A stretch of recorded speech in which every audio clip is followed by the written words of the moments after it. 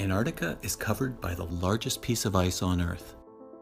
How that ice moves and changes affects the entire planet. A NASA airborne mission called Operation IceBridge is now completing its 8th consecutive year of measuring the changes in Antarctic ice. The science team uses the most comprehensive suite of instruments ever flown on long-range flights, including lasers, radars, an infrared sensor, digital photography, and a gravimeter. The mission was born out of a need to bridge the gap in observations between NASA's IceSat satellite, which ended its mission in 2009, and IceSat-2, scheduled for launch in 2018. This year, IceBridge was able to fly 2 missions around the 88th parallel to provide measurements at the southernmost edge of IceSat-2's planned orbits.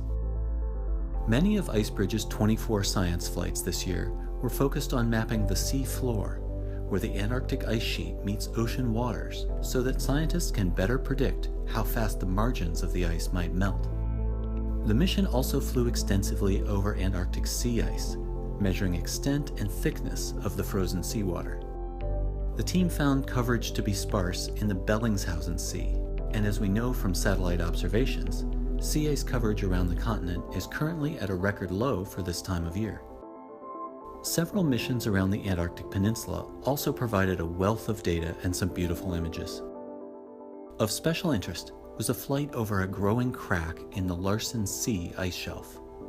Once this crack is fully formed, it will produce an iceberg roughly the size of the state of Delaware. All of this year's flights were based out of Punta Arenas, Chile. But next year, IceBridge plans to fly out of McMurdo Station in Antarctica in order to hit a new range of important science targets and continue to shed light on how melting polar ice is contributing to sea level rise.